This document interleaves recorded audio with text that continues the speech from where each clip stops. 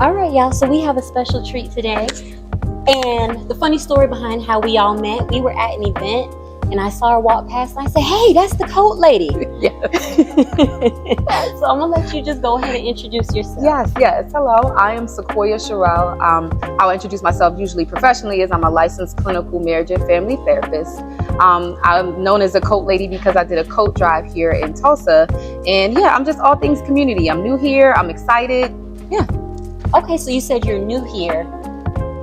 What inspired you to come to Tulsa? Absolutely. What's in Tulsa? What's in Tulsa? Listen, my family asked me the same question, like, what's in Tulsa? So, I came through a program here in Tulsa that kind of sparked my interest and kind of got me diving in. But in addition to that program, when I came to visit, it was so rich with our history, rich with like economics, rich with Black entrepreneurship, which I had already knew about. Like myself and my soror, we have another organization that we work with where we kind of talk about financial as well as mental wealth. And we're talking about Black Wall Street, and it just was ironic that it lined up that I was able to visit. I was closing an accelerator program through Babson College, and I was looking through another program to move here, and it all just aligned. And I'm like, let me take my talents to Tulsa. I don't know what all is there, but I need to be there. So similar. But I'm back up because you said you and your soror. What organization could that be? Whoa! The best organization, Delta Sigma Theta Sorority Incorporated. Hey. Anyways, back to getting focused. Yes. Just gotta acknowledge. Yes, gotta let them know. Gotta know. So not only did I get to meet Sequoyah, the coat lady, but my soror at that, which was so exciting. So you wear so many hats. Girl, that's why I got the hat on today. Fitting. So let's start unpacking some of the hats. We're on the couch right now. Absolutely. Nice couch. Let's talk about on your couch. Absolutely. So On My Couch is my own baby. I'm the founder and CEO of On My Couch, and we founded it in 2021, a little after the pandemic. I founded On My Couch because I found that there was a lot of stigma in the Black community. I'm a co-founder of an outpatient mental health clinic that we'll get to, that's in Maryland. And what we found that prior to people coming to get care, there was just a lot of stigma around getting care, right? So it was like we were kind of like the second step. Like the first step was having conversations, getting people like comfortable with mental health, and then getting them in mental health, but more specifically as it relates to the Black community. Because I know I grew up with different things going on in my household, and we'll talk about the books and how they kind of align with that. But we never really talked about therapy, right? All of the things that were going on in my house, like we were like sweeping under the rug. I don't know about anybody else, but like what happens in this house stays in this house type of thing. Or that, oh, that's that crazy cousin upstairs. She just crazy. She always been crazy. She's crazy, just ignore it. Exactly. Yep. So, when I started On My Couch, I was like, okay, we need to have basic conversations about breaking this stigma, because I feel like we all kind of have, that connectivity within the Black community, the brown community as well. And so On My Couch was founded to destigmatize mental health. And so we offer books, apparel, merch, and we just offer just events to talk about what's happening in our community and break down the stigma. Okay, so we have On My Couch. So now let's go over to the mental health and the wellness clinic. Yes. So I came here, I work fully remotely, but I came here from the DMV area, DC, Maryland. I was there for 11 years. And while there in 2017, I founded alongside two of my other co-founders, Solid Ground Wellness, which is an outpatient mental health clinic. And it's in Maryland, and it services all of Maryland needs.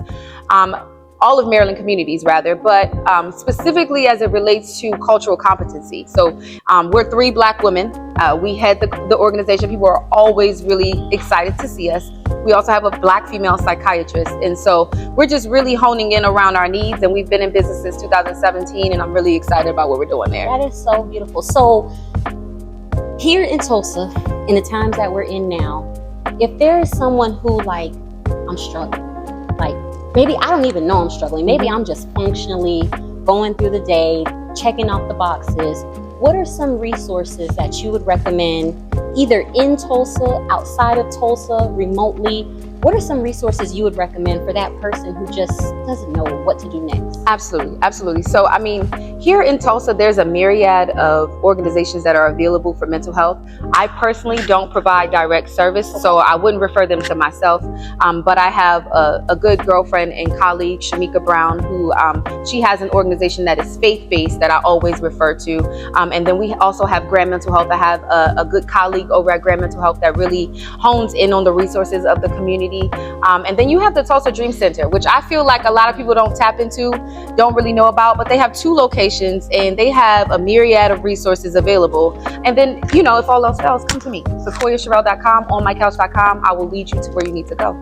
So what does Sequoyah do on those days where I need a break?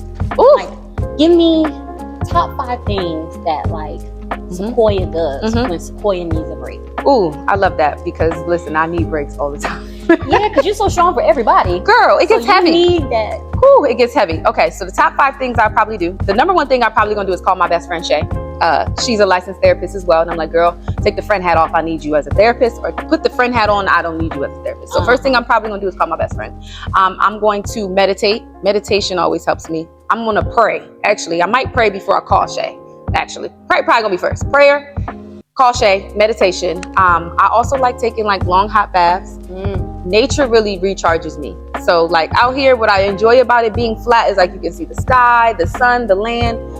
So if it's not cold, I'm outside. I'm skating. I'm down at Riverside. I just need to walk and take a breath. You skate? Girl, I'll be inline skating, girl. Come rollerblade. Come on. I'll be rollerblading. I want to skate for real. Oh, let's skate then. I don't have any, but I'll get some. Yeah, get some. So I have some 4-wheel skates I need to learn how to use. I only know how to inline skate, so we can do that together. We have a homegirl back home in Tampa, and it's on her bingo for this year to learn how to skate. So she has been doing skating lessons every week with her daughter. Her daughter's in college now. So I need to get on the skate. Oh yeah, because I told her when she comes to visit, we gonna go skating. We can do that. We can do that. We can definitely do that. Because I just go by myself and just pop out my rollerblades, but I have 4-wheel skates that I need to learn how to use. So we can do that. Good to know. That was extra. See, that's what we know. What do we do? Listen, you got to know what you do. Listen, and I'm telling you, in these times where every day we turn it on this TV and it's something new, in these times you need to figure out what you need. Yes, absolutely. Absolutely. So we've talked about those, but now let's switch gears again because you're an author. Oh, girl, yeah. Let's talk about your books. Yes, absolutely. Of course. So I wrote 2 books. Here are the books. Is That Your Mommy? And We Need You Too. And as I said earlier, the books are based loosely off my life. Is That Your Mommy is my life. I lost my mother when I was 11. And I really struggled with reintegrating back into the world after grief and loss at such a young age. Not many people had resources. Not many people knew what to say. So I'm like, okay, 11-year-old Koi was stuck, and the only thing she had, because I said it's stigmatized in the Black community, you go to therapy, right? Only thing I had was a chicken noodle soup book, and people like really look at me like I'm crazy, but that's really what took me through it, because I could read about other kids who had lost their moms, their grandmothers, like people close to them, and what they were doing to get through it. So I wrote Is That Your Mommy because I felt like I needed the resource as an 11-year-old, and I feel like children, I mean, we children lose mothers every day at all different types of ages, and I felt like chicken noodle soup worked for me at 11, but there are kids who need, that resource a little younger sometimes. And so I wrote Is That Your Mommy for ages 5 to 11 for individuals who kind of needed to navigate that space, whether they lost their mom, their grandmom, a cousin, an uncle, a dad. It's a resource for people to, help children be able to know that the situation they're going through is not just theirs. Love that. And then I wrote We Need You Too, which is crazy because honestly, initially I just wrote Is That Your Mommy as like an ode to my mom. I was in the pandemic. It's like, I got to get this off of me as a creative. We have these long lists about what we want to do. We don't always do them. So I got that. I was like, yes, I'm an author, right? You made it. Guess what they start asking you once you write one book? What's the next book? What's the next book? So they asked me what the next book was. I had no idea I was going to write another children's book, to be honest with y'all. I was like, I don't know, I'm new to this. So I was sitting at Thanksgiving with my family and I'm talking to my uncles. That's another story of my family, incarceration, mass incarceration, fathers not being around, Black men not being around. Those are things that they want to take out of our history books. Those are things they want to take out of the schools. So we need to make sure that we keep that alive. My uncles were a major part of my life. Y'all had a lot of male influence from my uncles to my father. And my father was a little later in my life. And my uncles kind of tagged him out. He tagged them in. And my uncle said something really interesting to me at Thanksgiving. He was like, you know, when your dad came home from prison, you didn't need me anymore. And I thought that was pretty heavy. I'm like, no, I always need you. And so We Need You To came out. We wrote We Need You To as an ode to my uncles. And honestly, on the front, the cover is actually my brother and my uncle. My uncle is the only person in my family prior to me getting a degree that had a degree, and he got it from University of Pittsburgh. But he had his own things going on in life as I was growing up, so I never seen that. I didn't know anything about his college experience, so I wrote that as an ode to him. He taught us how to ride a bike before, you know, he went away to do the things that he needed to do for his own self. Prison, he did 20 years, and so when he came home, we were 16, 18, 19, but we still had those lessons that he taught us when we were 5, where he was teaching us how to ride a bike, teaching us how to tie our shoes. And so We Need You To is an ode to them.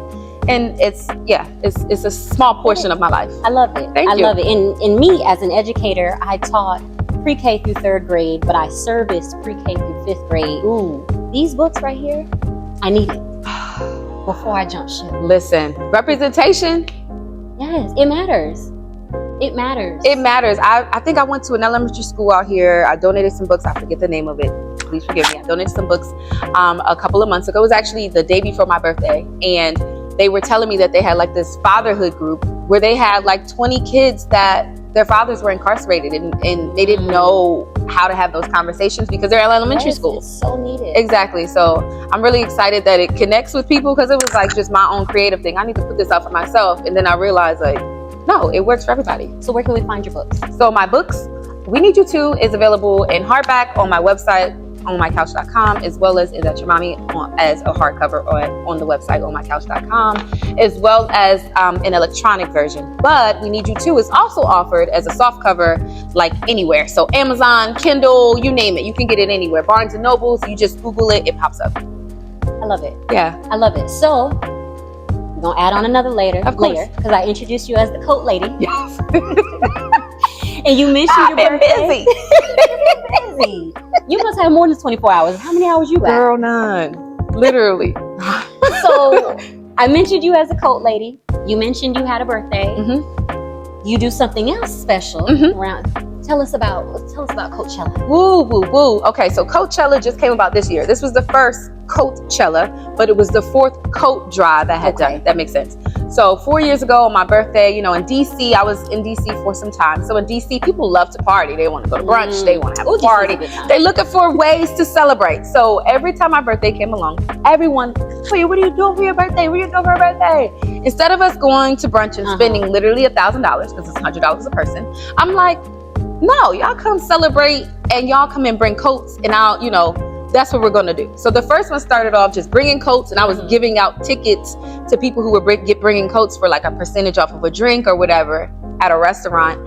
And it got so big, there were so many people, it was like, oh, I should probably do this as its own event. And I'm like, okay, it's my birthday too. Let me start gifting warmth and compassion. I've been blessed. Let me bless others. That's beautiful.